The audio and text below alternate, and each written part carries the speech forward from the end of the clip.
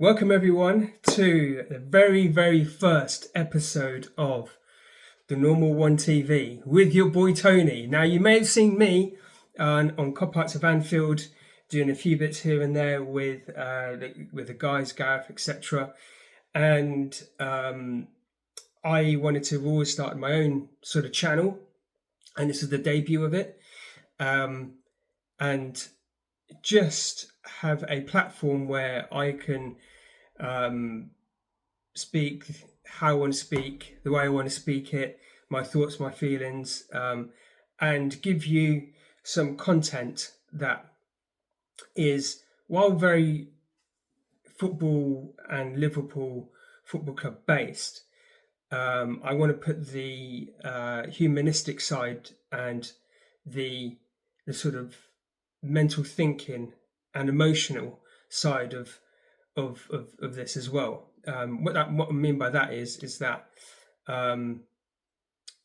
football's a very emotional game, and we invest a lot into that, and so I'm a big advocate for keeping your mental health strong, and the two goes together, especially if you're mad on football and you've got a team that you follow. Your club is your life pretty much, isn't it? And that can really set the tone of your mood, your feelings, and how you are as a person, etc. And there's no more. I mean, I'm probably being a bit biased here, but Liverpool fans are very emotionally invested. They're really sensitive to that because it's very deep rooted.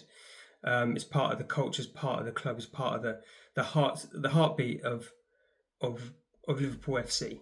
And so this channel is not just, as I said, purely about football. It is to also address the struggles that perhaps we go through as fans, and probably players too at the same time. And so I've got a few ideas of what I want to do. I don't know how that's going to look like yet, but as I said, I wanted to have my own gig, so to speak. And I'm not really one for stats. I'm not really one for tactics and formations and things like this. I'm very much of the eye test, what I see, what I feel, what on the face of it when you're watching a game, certain things that happen on the field that you can see that instinctively you go, that's not right, or that's great, or that's whatever, rather than seeing certain amount of XG, or so forth, got so much possession, or we've won 50 corners and done all that. It's getting to a point, I feel, it clouds what the game is all about, where I fell in love with it years ago just by kicking a ball. And by kicking the ball and kicking it ball well, or scoring a goal, that feeling never goes away. And I think we're getting lost in the soup. Personally, I think.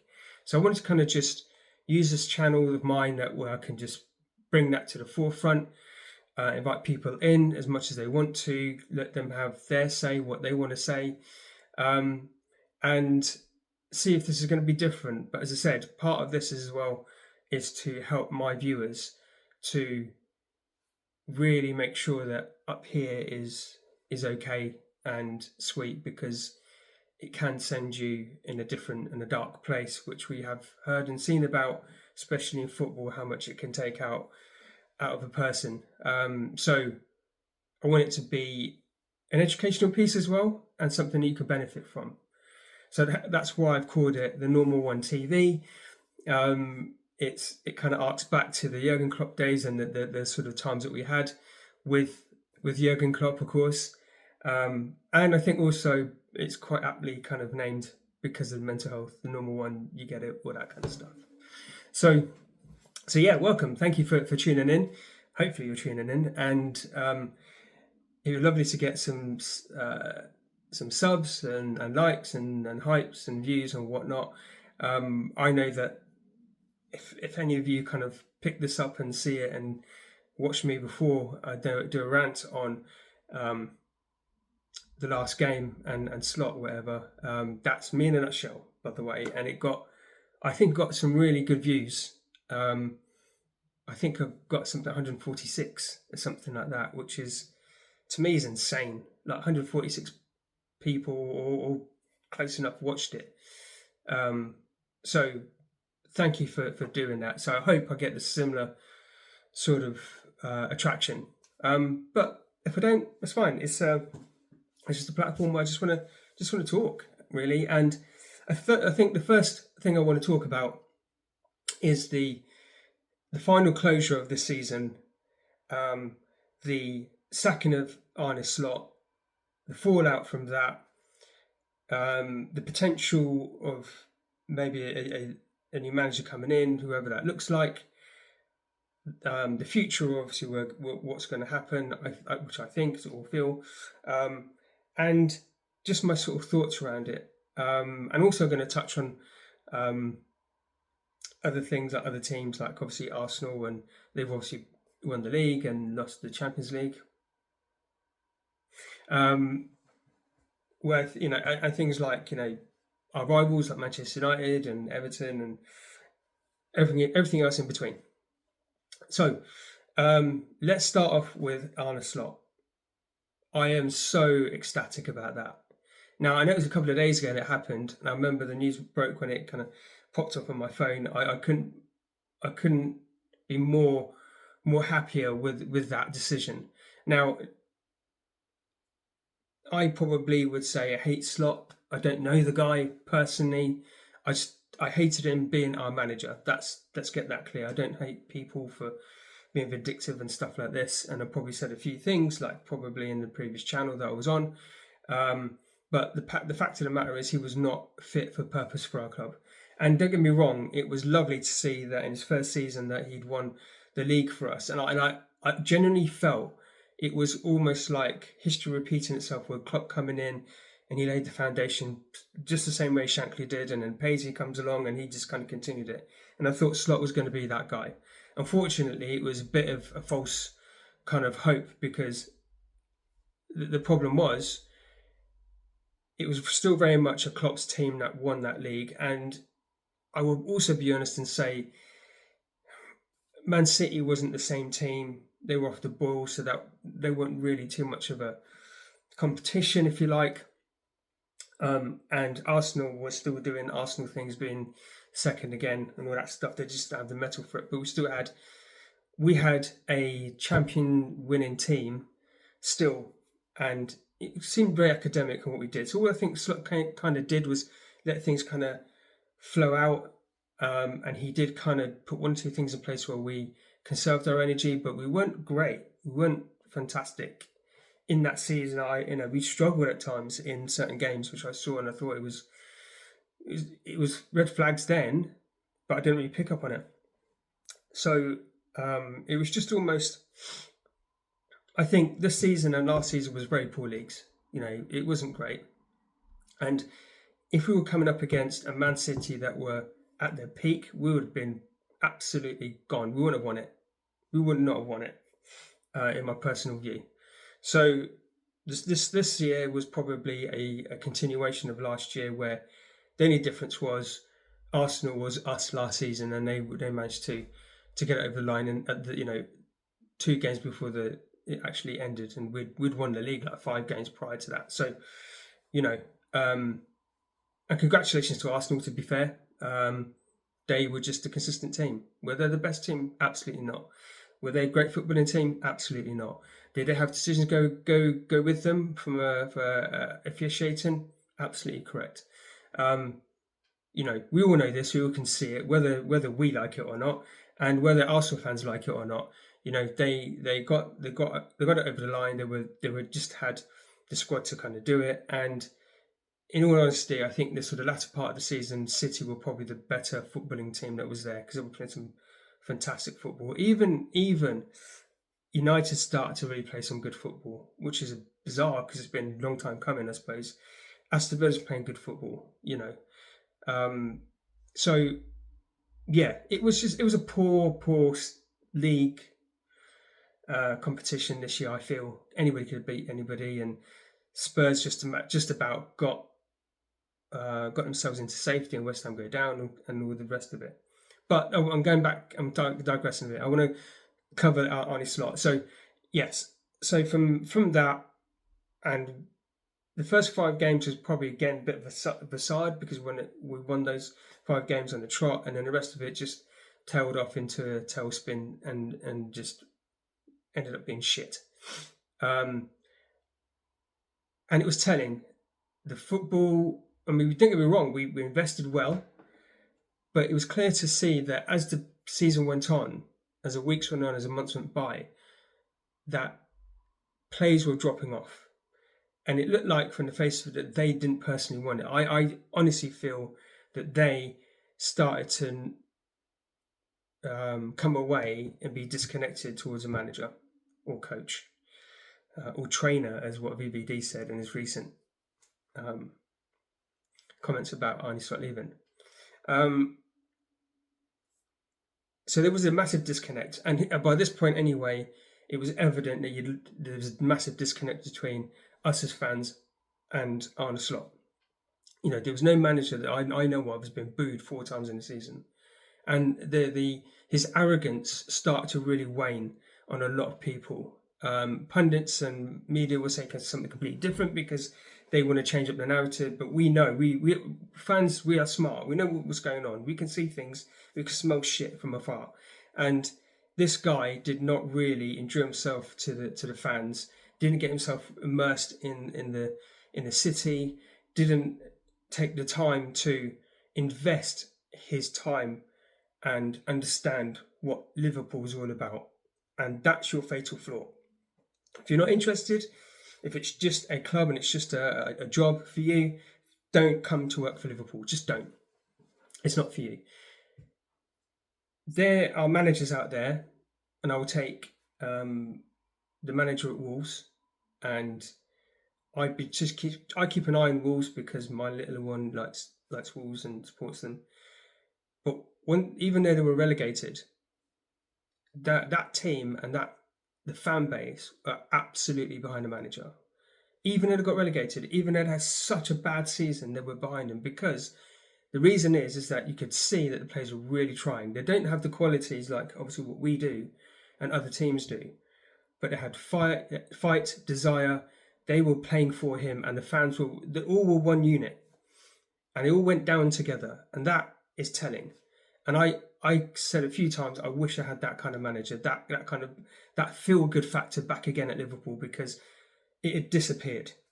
Fans were infighting, probably arguing, you know, that I saw that I've never seen before. You know, you see that the crowd turning on the manager, which I've seen before, but not to this scale. And almost like he makes decisions just to piss us off. And then to really compound it all, the decisions he makes on the field, the way that we were playing was so bad.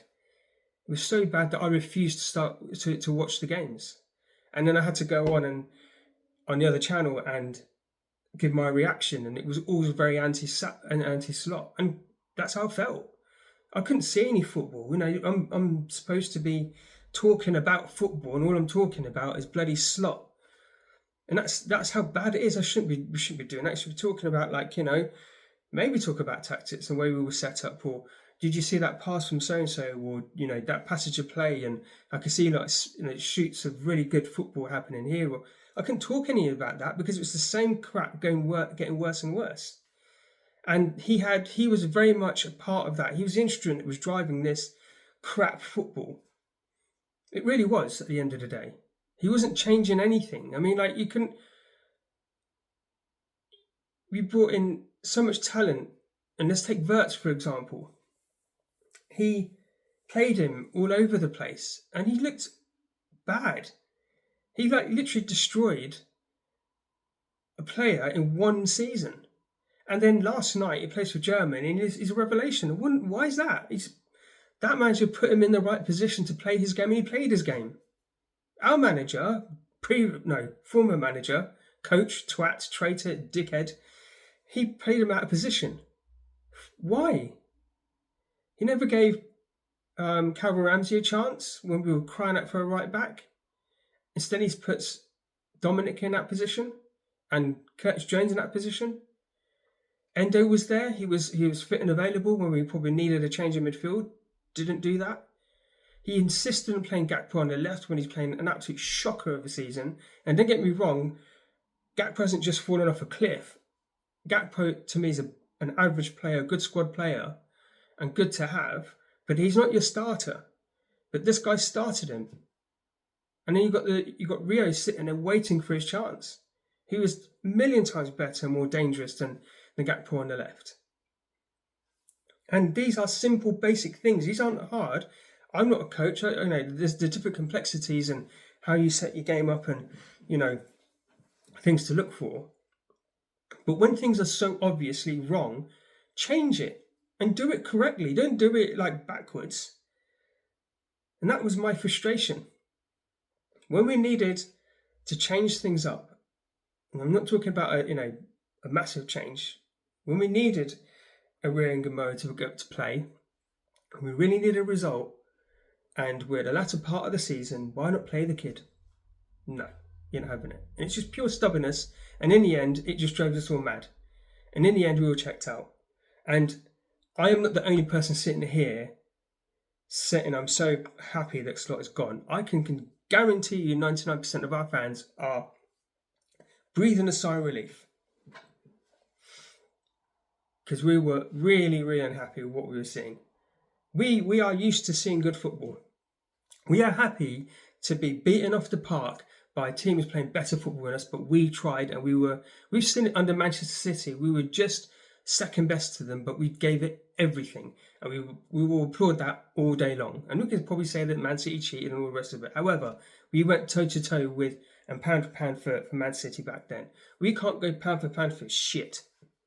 We gave absolutely nothing this season. And that's a reflection of the manager, because when you looked at his face, he couldn't offer anything for you to get excited about at all. And then when he started to jump up and down like he did in one of the games, it was just fake. And I saw through that, and I said that to my pals on the other channel, that it was just fakeness. It was crap. It was rubbish, and he got found out. So I'm glad he's gone. And they did the right thing.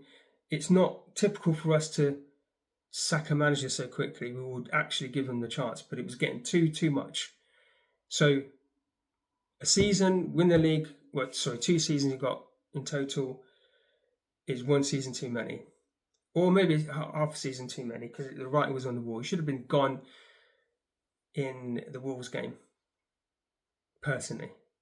And that's no disrespect to Wolves, by the way. It's just the way that we played was awful. And it's telling when you're one of the best players you've had in a long time in Mo Salah has come out a couple of times this season and said his piece, because he wasn't coming from an angle of, again, hatred for the manager. He's coming from high standards of what he was used to. And we failed him. Manager failed him. And he had to go. I wonder if he'll actually make a U-turn. You notice now, because Slot's gone. But I do feel that Slot was part of that catalyst. And he was voicing his worry, and he was talking from the heart. There's no question about that. And Robbo, Robbo wants to play more games, and I can understand that. But I think the way he was treated as well was a bit shit. So, I'm glad, and I can actually feel now for a long time, for this summer, I can actually chill watching the World Cup because of not having to worry about Slot buying players and making them look worse. Because we've got some really good players. There's no question about that. They've just been absolutely coach strong. And okay, we've had a couple of bad injuries, but still, you can't take a star player like Wirtz and turn him into a Harry Maguire overnight. This guy done it. So, good riddance. See you later. No love lost at all. Wherever you go, don't really care. Wherever you do, don't really care. Thank you for 50% giving us the league title last year, for just caretaking it through. That's fine. We'll have it. We'll take it all day long. But after that, I'm not remembering anything after that, mate. So, I am relieved to see the back of you. I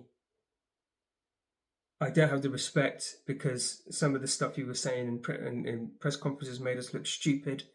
I.e., when the boos happened, you pinned it straight on the players. It was actually at you, mate.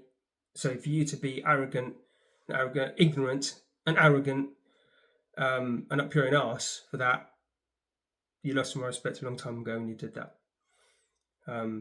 So yes, kiss my ass, mate, and see you later, Jack.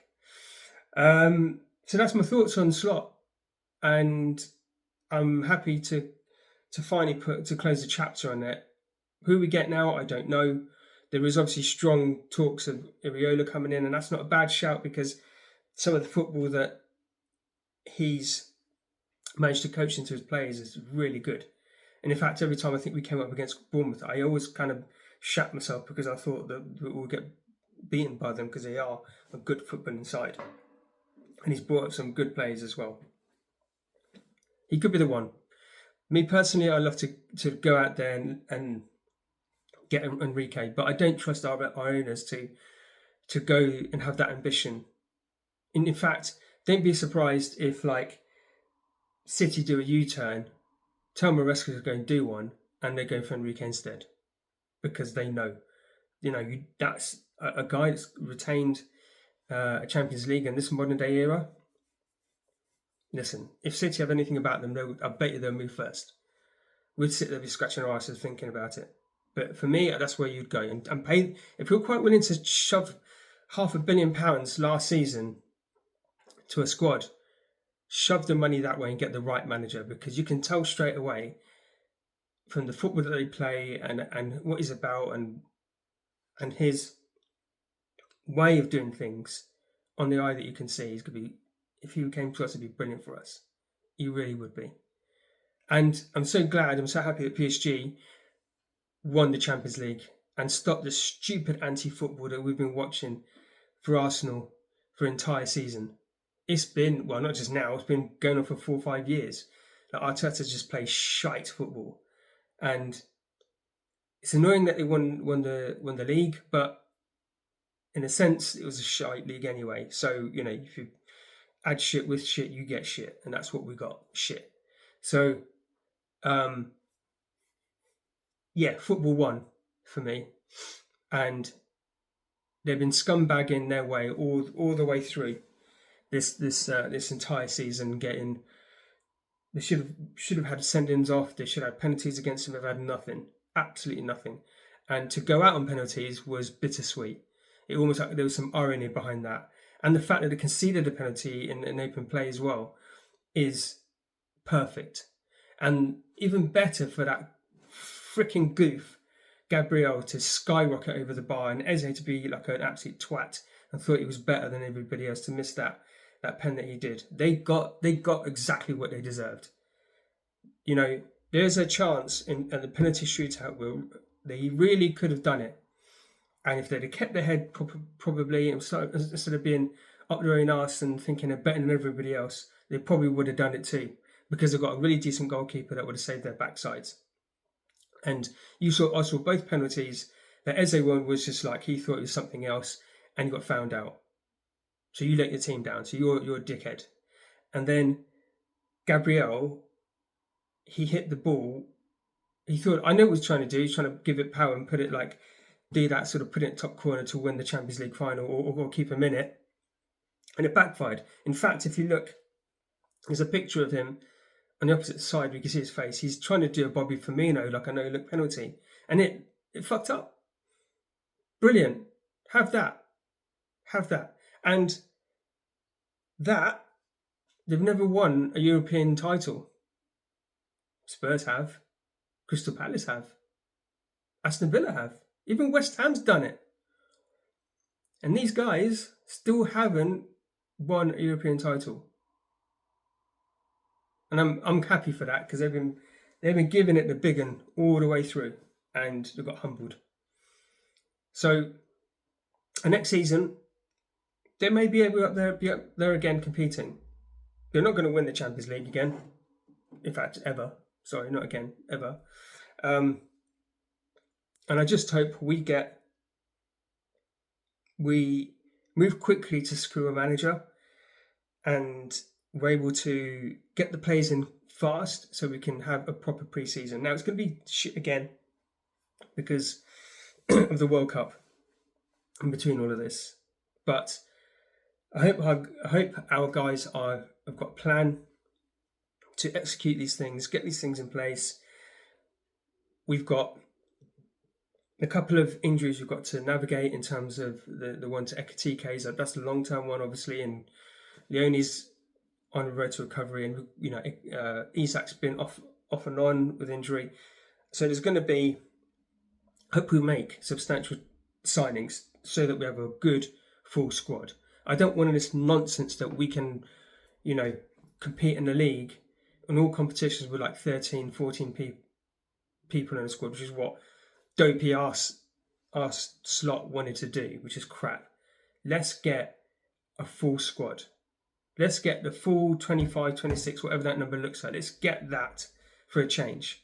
And the way to manage players is if they're unhappy, then manage them properly. If they're unhappy, then get out, innit? Play for somebody else who wants to come in. Because that's what Man City do.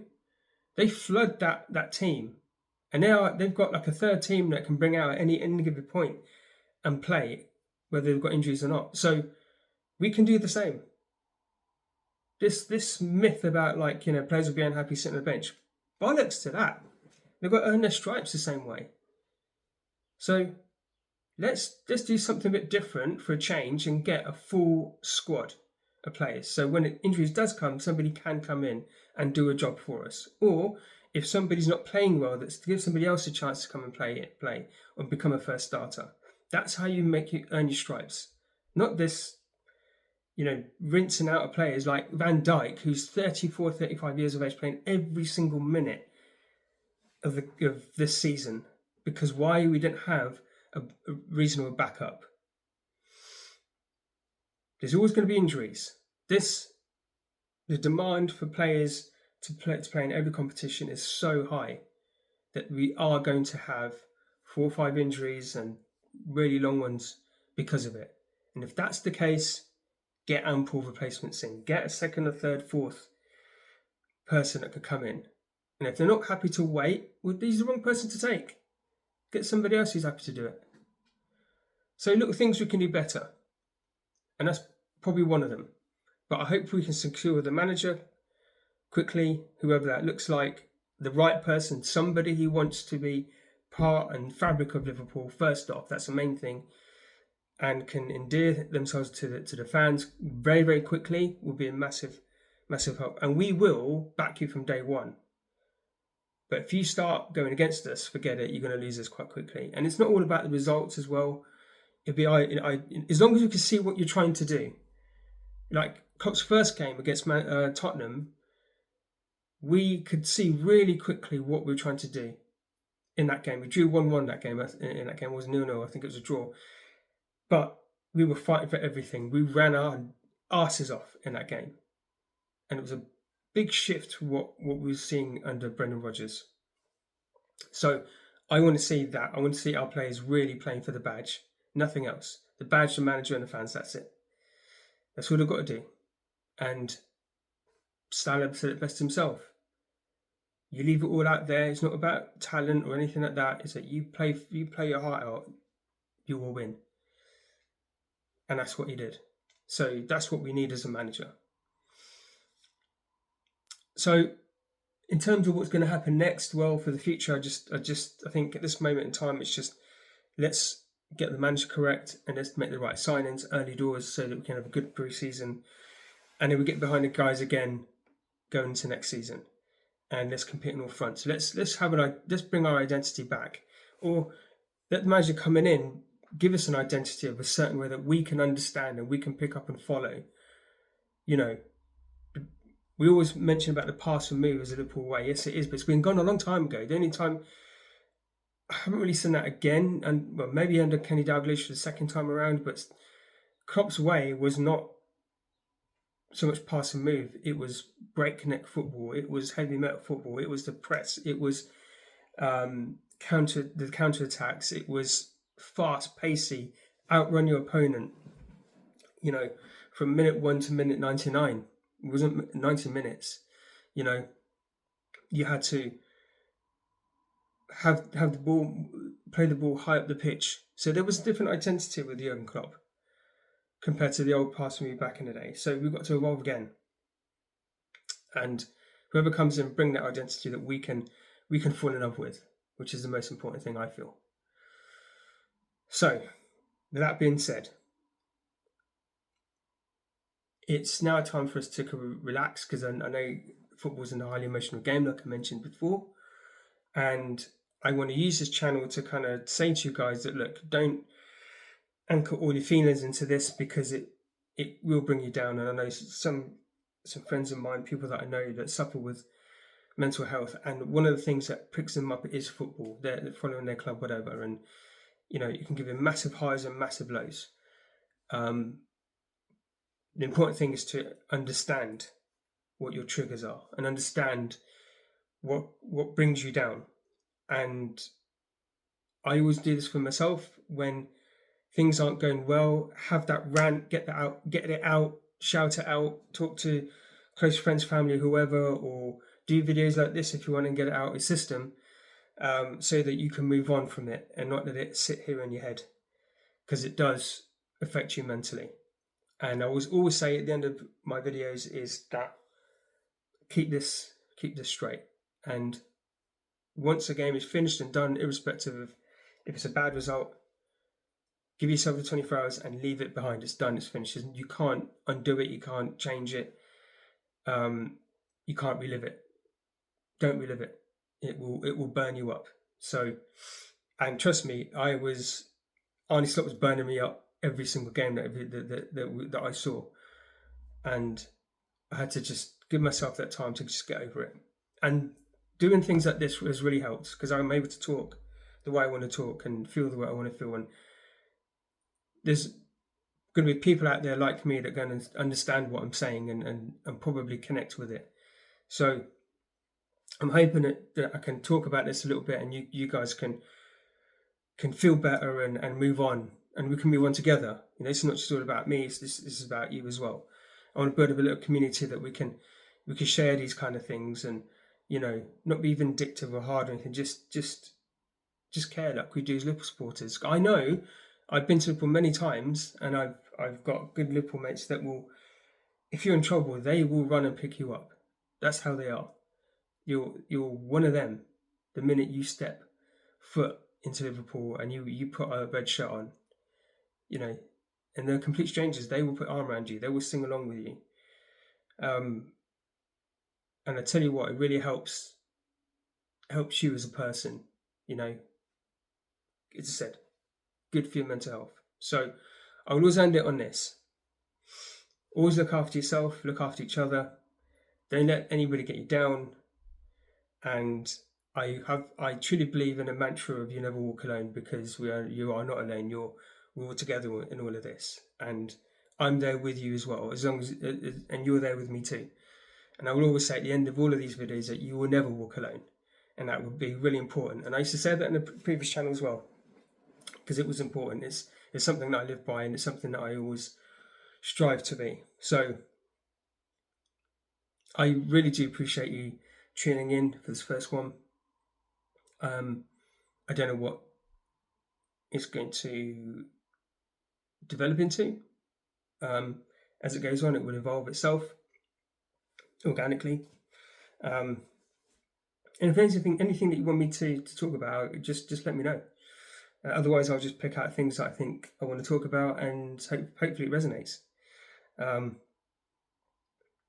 yeah, I appreciate you listening. I enjoy doing these things, and hopefully there'll be more of them. So thank you for tuning in to the Normal One TV, and I wish you guys all the best. Enjoy your week, whatever you're doing, whether it's work or whatever. Always have something to look forward to, like the weekends and holidays and things like this. And don't let anything get you down. Always be strong. Always got to think that there's people out there that love and care for you, and they need you, right? And you need them too. So you've got a lot to offer. So that being said, you'll never walk alone.